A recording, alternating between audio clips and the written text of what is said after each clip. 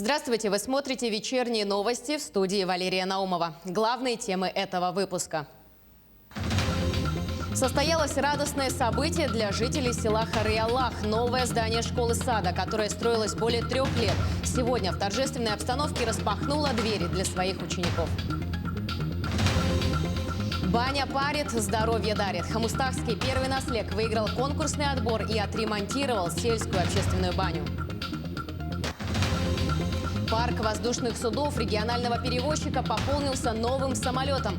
Бомбардье Даш-8 Q-300 прилетел в город Якутск. Расскажем о значимости приобретения. Для жителей села Хар-и-Аллах Оленёкского района состоялось долгожданное радостное событие. Открытие современного каменного здания школы-сада. Здание общей площадью 3500 квадратных метров стоимостью почти 600 миллионов рублей построен на средства дивидендов компании «Алроса» и республиканской инвестиционной программы. С радостным событием жителей Оленёкского района поздравил глава Якутии Айсен Николаев. Он отметил, что жители села активно ставили вопросы строительства нового здания школы и еще с окончания прошлого столетия. Новые школы появились в селах Эйик, Желенда, и вот теперь дошла очередь до Хар-и-Аллаха.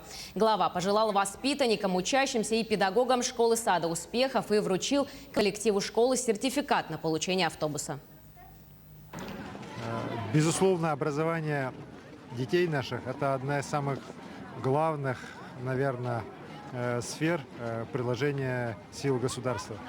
Я всегда считал и считаю, что наши дети, вне зависимости от того, живут ли они в отдаленном арктическом селе или живут ли в столице республики, они должны иметь условия для получения образования одинаковые. И, конечно же, укрепление материально-технической базы, строительство новых школ, новых детских садов, оно очень важно. Я очень рад, что сегодня в Оленёкском Хар-и-Аллахе, на слеге Кирбе, построено такое замечательное красивое здание школы-сада по всем современным требованиям. Жалобы на качество строительства. В соцсетях появились сообщения о некачественных материалах, используемых для постройки новых домов в Бяскёле. Лесопромышленная компания «Алмаз» привезла обратно в Якутск и осмотрела все стройматериалы. Панели решено заменить. Сейчас организация усиливает контроль над качеством поставляемого материала. Также постоянный контроль проводят представители-проектировщики, стройконтроль и служба государственного заказчика. Строительство домов производится с использованием МХМ-панели. Они представляют из себя панель, собранную из нескольких слоев цельных сосновых досок. На сегодняшний день строительство производят 9 подрядных организаций. Из 34 запланированных постройки жилых домов изготовлено 20 домокомплектов, 17 из которых смонтировано. Что касается качества исполнения материалов, то в принципе таких серьезных нареканий не было. Да, был один момент на прошлой неделе на самом большом доме, да, который завозился сюда 140 квадратных метров. Значит, на нем из 66 панелей в 12 было обнаружено превышение обзорной доски. Там допускается 30%, было превышение чуть больше. Все комплекты эти 12 заменены. Сегодня этот домокомплект тоже готов. И буквально сегодня-завтра он будет отправлен на площадку. Безусловно, надо смотреть, контролировать качество работы. В селе Кюбе-Индя Вилюйского района, где накануне объявлен режим ЧС, ведутся работы по прокладке минерализованной полосы. Об этом сегодня на брифинге по лесным пожарам сообщил первый замминистра экологии Якутии Семен Яковлев. Так, сегодня на территории региона продолжают действовать 49 лесных пожаров на общей территории более 292 гектаров. Из них на охраняемой территории действует 11 очагов возгорания в районах республики. За прошедшие сутки локализовано 4 пожара, ликвидировано также 4. Угроз населенным пунктам и объектам экономики нет. Лесной пожар у села Кюбе-Индя Вилюйского района находится на контроле пожарных. Ситуация двух лесных пожаров на территории села Кюбе-Индя находится полностью под контролем. Это мы можем убедительно сказать. Идет большая интенсивная работа. Работает на 38-м пожаре работает 72 человека, много единиц техники, но самое главное, там уже работает вертолет с водосливным устройством.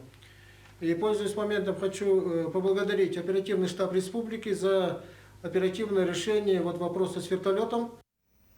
В селе Покровка Амгинского района этим летом протянули и подключили летний водопровод. На протяжении многих лет жители активно пользовались услугами доставки воды водовозом. Подробнее далее в сюжете. Такое благоустройство – это очередная степень свободы жизни, свободы действий наших, да. Мы я очень счастлива лично, я и многие мои соседи счастливы этом. Мы даже между собой разговариваем, говорим, надо Олегу Михайловичу поставить памятник в виде такого фонтана воды. Радость сельчан словами не описать, ведь решился один из главных вопросов по благоустройству села. Без системы водоснабжения невозможно ни строительство, ни проживание, ни содержание хозяйства. Летом этого года администрация Наслега выделила средства из местного бюджета на приобретение основного оборудования по подключению к летнему водопроводу жителей села. Изыскали средства в бюджете и сами, своими силами, так сказать. Закупили трубы, это около 4,5 километров вышло, и насосы, глубинные насосы, которые в речку опустили, и у нас получается практически 80% подключили мы к летнему водопроводу. Больше всех этому событию радуются хозяйки-огородницы. По их словам, благодаря запуску водопровода сбор урожая стал в 2 раза больше. Очень много лет мечтали об этом водопроводе. Вот живем рядом с речкой, были всегда проблемы с водой. А сейчас, конечно, у нас вообще жизнь очень намного облегчилась, намного нам стало легче жить. Водой пользуемся мы без меры. И вот нынче, что интересно, с многими людьми разговариваем, урожай у нас увеличился. У нас нынче очень хорошо помидоры уродились, корнеплоды разные уродились. Следующей целью сельчан является строительство новой центральной котельной. Лия Яковлева, Михаил Юмшанов, Амга. В этом году на конкурс проектов программы поддержки местных инициатив по субсидии Министерства финансов Якутии Хомуставский первый Наслег представил проект по ремонту сельской общественной бани. Как рассказал глава Наслега Василий Жирков, здание бани 1986 года постройки, и последний ремонт проводился только в 2012 году. Представленный проект прошел конкурсный отбор и получил на реализацию субсидию с бюджета республики в размере 1,5 миллиона рублей. Помимо выделенной субсидии, софинансирование было оказано из местного бюджета. Внесены денежные вклады населения и спонсоров. В рамках проекта осуществили ремонт внутренней отделки здания, замену отопления и электропроводки, окон, дверей и установку душевых кабинок. Спасибо строителям за такой красивый объект. Я зашла, посмотрела, тут очень даже красиво стало. Надеюсь, сельчане будут очень рады этой новой бане.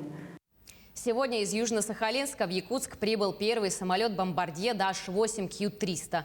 О значимости приобретения авиакомпании «Полярные авиалинии» данного вида воздушного судна и какие маршруты предстоит ему преодолевать, узнавал Дмитрий Тымыров. Совершенно новый самолет «Бомбардье Даш-8Q300» сегодня утром произвел посадку на аэродроме города Якутска. Полет прошел хорошо. Самолет отличный, без замечаний. А вообще ранее уже вы летали на таком воздушном судне? И как вообще себя зарекомендовал? Я в авиакомпании один из первых, который эксплуатирует этот самолет. Это получается с какого года? Мы с 2014 года эксплуатируем. Теперь самолет этого класса будет и у полярных авиалиний. Это стало возможным благодаря программе транспортной доступности и поддержки региональных властей. По поручению главы Республики Арсения Сергеевича Николаева у нас парк региональной авиакомпании «Полярные авиалинии» пополняется такими новыми современными машинами. Данный вид воздушных судов был приобретен на замену старых Ан-26 и Ан-24. И по сравнению с ними у «Бомбардье» технические характеристики в разы лучше. Это тоже повлияло на выбор при приобретении судна. Имеет лучшие летно-технические характеристики, чем у Ан-24, особенно на дальние расстояния. Например, до Тикси он может взять 34 пассажира в одну сторону, тогда как Ан-24 берет 21 человек. Максимальная дальность 1800 километров, тогда как у Ан-24 этот показатель составляет 900 километров. И топливная эффективность в 2 раза лучше. И, конечно, это очень комфортный, современный самолет для пассажиров, безопасный самолет. Специально для полетов на данном воздушном транспорте все лето команда пилотов проходила обучение за границей. Обучение проходили в городе Мадрид, Испания. Были направлены в конце мая, вот 2 месяца обучались. Проходили там теорию, изучение системы и также тренажер, и отказы на тренажерах. Нас было 4 человека, 2 командира, 2 вторых пилотов. Успешно прошли теоретическое обучение и тренажерную. Получили документы, приехали в родной Якутск. Сейчас здесь проходим практику в авиакомпании «Якутия». Отлетываем положенные часы. А пока воздушное судно по договору субаренды будет эксплуатироваться авиакомпанией «Якутия». Об этом нам сообщило руководство полярных авиалиний. Первое время для прохождения процедуры включения в сертификат эксплуатанта нового типа самолета Bombardier Dash 8 Q300. Первое время самолет будет эксплуатироваться на правах субаренды авиакомпании «Якутия». В последующем, после ввода в строй наших пилотов, мы уже будем самостоятельно эксплуатировать самолет. В настоящее время у нового судна уже есть круглогодичный доступ в 12 аэропортам республики и сезонный с декабря по апрель еще в 10. Это связано с тем, что «Бомбардье» требователен к качеству взлетно-посадочной полосы. Поэтому в Момский и Верхневилюйский аэропорты доступ пока отсутствует полностью. Туда новое судно полетит лишь после проведения на местах определенных работ. Дмитрий Тымыров, Джулстан Иннокентьев, Якутск. В Якутске состоялась пресс-конференция по итогам работы комплексной экспедиции в заповеднике Медвежьи острова. Научно-исследовательские работы на территории заповедника были организованы силами сотрудников Института биологических проблем криолитозоны Сибирского отделения Российской академии наук, Института археологии и этнографии и других. Ученые проводили инвентаризационные работы по разнообразию животного мира, а археологи работали по стоянкам. Всего на территории заповедника отмечено 27 видов диких животных и 8 видов растений, включенных в Красные книги России, Республики и Красный список Международного союза охраны природы. Медвежьи острова интересуют не только орнитологов, но и всех зоологов, ботаников. Вот. И у нас экспедиция была комплексная. Мы работали с 28 июля по 20 августа. Участвовали, кроме нас, и археологи. Вот. Провели исследования зоологические, ботанические, разрезы почв делали. В общем, подход был комплексный. К этому часу это все новости. До скорых встреч в эфире.